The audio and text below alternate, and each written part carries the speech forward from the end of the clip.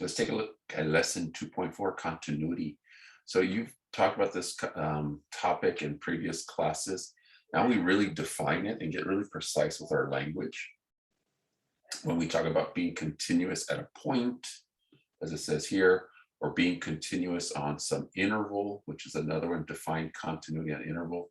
Because again, this is essential in the behaviors of graphs and looking at the behaviors of graphs, as we talked about before. Behaviors of functions include the graphs, right? Increasing, decreasing, continuity, where it's its domain, its range, all those kind of features, right? Talking about the behaviors of a graph, and then as applied to limits, what happens, right, as we approach certain values, and then we care about the left side or the right side. It's really precise about the behavior at a function really close to some point as we start to analyze that. And again, this is really connected to calculus, in that we really study like what happens as functions approach infinity. What happens when we start to get values bigger and bigger? What happens when we get really close to a certain point? What's the behavior of a function? And so again, this just continues with that conversation. You can see the different forms of discontinuities here in these graphs, which we'll talk about, which leads us to finally a definition of continuity at a point. How do I know a function is continuous? Again, here are the three conditions that must be met. A function is continuous if and only if the function is defined at a certain point and the limit exists. And that limit exists, remember, goes back to a previous definition: the left side and the right side approach the same value, and that the limit is equal to the function. If not, the function is discontinuous if A fails to be continuous, right? If at a point A, if the function fails to be continuous at A. And so these are our conditions that we look at. Now, there are problem-solving strategies when you're asked to determine if a function is continuous at a point. You're going to check those conditions that we've outlined here. Or is it actually defined at that point? You don't have to go any further if it's not, right? If it is, then we want to check the left and right side hands of the limit, if they're equal to each other, and if the left and right side equal to each other and it equals the value in the first check and one. So there's a process, and you can go through this example to kind of check, right? We have the issue at x equals 2, it's undefined, so it's just trivial, it's discontinuous. And then you have these more interesting cases where you have piecewise functions, and these piecewise functions, again, sometimes connect and sometimes they don't. And the fastest way, again, this is where we get confused with continuity, limits, and the values of functions, is that the fastest way is just to plug in at that place, at that where the pieces, where you have the two, where it's defined in two pieces at x equals 3, just substitute them in here, check to see if the functions are equal to each other. If they're not, then we know it's discontinuous. If they are, then we have to check the limits.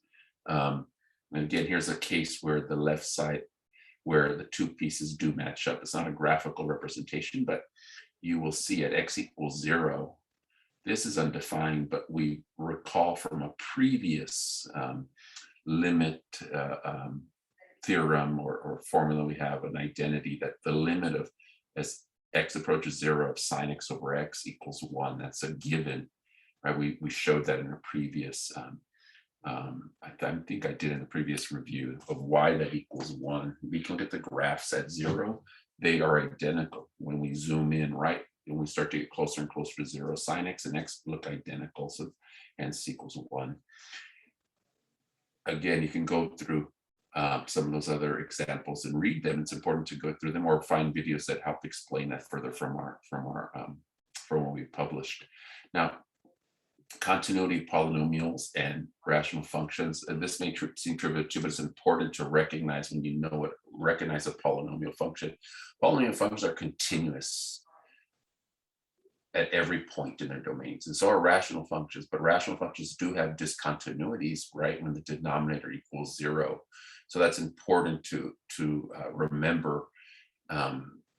If I'm not looking at that issue of the domain, then rational functions will be continuous everywhere. You can again look at that by the graphs. Now, when we think about it, here's an example of a rational function, right? It's discontinuous. We have this issue at x equals 5. So it's going to be discontinuous there because it's a division by error 0. And then you'll recall about, is it an infinite discontinuity, a jump, or a removable? And each of these are produced by different types of functions that the more you get exposed to them, the more you can recognize them. But for now, recognize the pictures, right? You have a removable, meaning that this is a piecewise function, but the function is defined at another point. Here you have this jump discontinuity where the two pieces are not equal to each other for some reason, right? And then this is these infinite cases where it goes to negative infinity and positive infinity, or they both can go to positive infinity, right? So you have it where the function is not continuous here. As we look at this definition, f of x is discontinuous, right? Then you have these definitions of what these types of discontinuities are. So again, mathematics is about being precise with language, about asking different types of questions. But again, here, these definitions and theorems are very important for you to review, think about, and try to understand as you read through them. What does it mean, right? To have a removable discontinuity. In the picture, I can see that the limit of the left side, the right side equal each other, but the function does not equal the limit. And again, that's what I can see here. And then we put it in words so that we define what we mean by removable discontinuity. And same thing with jump and infinite discontinuities, where you have these vertical asymptotes there. You can see whether it's you're going to positive or negative infinity in either of those cases from the left or right hand side. So very important, again, as you now have those definitions, you can go ahead and distinguish. You can go ahead and distinguish the types of discontinuity we have. Right, where was that example I clicked? Yeah, you can go based on the definitions that we have. Now we move ahead to starting to think about what does it mean for a function to be continuous over an open interval, right? And then we also want to think about what does it mean for a function to be continuous over a closed interval. And then we want to just think about, again, what does it mean to be continuous over some interval, right, in general. And then we want to think about from the left and right hand side. So again, this is very precise language that I want to make sure you have a grasp of, right? You have your head wrapped around, what do we mean by that, right? What do we mean by those terms? And so as you kind of proceed, again, one way obviously is to look at a graph. And as we go through it, let's see an example here. Now, I could have clicked that, it keeps going, sorry about that. When we look at, where is it? Yeah, something right here, we can see state the interval in which the function is continuous. Now, again, this comes back to some knowledge of what the functions are. This is square root function, have an idea what that's going to look like. And again, knowing that we're going to have some restrictions inside of this, that the square roots can't be, have to be greater than or equal to 0. We also can find out where those zeros are, right? And that happens at positive and negative 2. And so with that, we can kind of then figure out where this would be continuous. The inside, if we recognize, is also a polynomial, 4 minus x squared. So again, that helps us kind of determine where we would have, where a function will be continuous. Again, so I want to stress that continuity of a polynomial, recognizing we have polynomials inside of square roots, very important there. And then so we can analyze the behavior and then apply the square root, kind of back to those limit laws. Now, the composition function is an important theorem to remember, and it should be kind of cool that you see that the limit of f of g of x is equal to f of the limit of g of x, that somehow this limit, it's almost like distributive property. And this is, again, important in result, but the function f of x has to be continuous at that limit.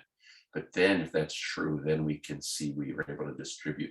Kind of an interesting discovery or proof around, or a result around that you can kind of distribute that limit through. So I have to take the limit once, only the limit of the inside function. And when I see these compositions, it's important for you to recognize compositions of functions, especially later in unit 3. x minus pi over 2 is a function inside of cosine x. This is a composition. We have a function inside of a function. So all we need to do is take the limit of x minus pi over 2, take the limit of the inside, and then evaluate the cosine of that limit. And you can see in that notation. Again, that works because the cosine function is a continuous function. It's a nice application and rule to use that wasn't in our original limit laws in the previous section, but now we have one here to work with a composition of functions, which happens quite often in calculus. We have compositions of functions. And so when you recognize them, you can use and apply certain ideas. Now, intermediate value theorem, we'll end this section on that. It almost seems it's complex, but trivial in the same way, just the language. Intermediate means there's a middle value. And so what we know is that if we know there's a value here for the function and a value up here for the function, which we call f of a and f of b, then I can evaluate, it seems reasonable to know that there has to be some value in between those two. That for any value between f of a and f of x, or f of b, sorry, that there will be a value c where f of c equals z. So there's always a number in between that, right? And it's because the function is continuous. So if I'm going from a value here and a value over here, that if these are my a, there's my f of a, there's my f of b, that somewhere for z, f of some value has to equal z. There has to be some value. Again, it seems trivial, but we end up applying this later on. We apply it now too, but later on with other theorems, because just looking at this question, f of x equals x minus cosine x has at least 1 0. Show that. How do I know that? Well, I can graph it and look that it has a 1 0, right? 0 is your x-intercept. But what we know is that this function has a negative value somewhere, like at 0, and has a positive value at pi over 2. When I substitute 0 in here, I get -1. When I substitute pi over 2 in here, I get pi over 2. And that's a negative number, that's a positive number, which means somewhere between 0 and pi over 2, as you continue to read the example, somewhere between those two values, because that's negative and positive, the function has to be equal to 0. Somewhere there has to exist a point. It's called the intermediate value theorem. Seems trivial, but very important, essential finding with a continuous function, that there is a value that exists in there with that. And again, just to solidify that, if I can real quick, let me see if I can annotate on the screen as we do that. Hope it comes out, right? Let's say this is, let's say this value here, I'm going to get there. Let's say this value is, here's a value here, and then there's a value here. There we go. A value here and a value here, right? Let's say this is, I'm just making up some numbers. Let's say this 2, 3, and this value here is, let's say 5, 9. I'm just making them up, okay?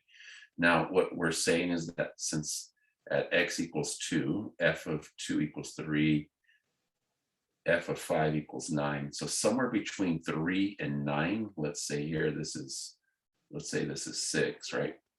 There has to be, this function has to be equal to 6 at some point here. There has to be. No matter what I say at 5, this function will cross through that because of the continuity. That's the intermediate value theorem. Hope I didn't mess you up a little bit, but let's clear that off. That's it.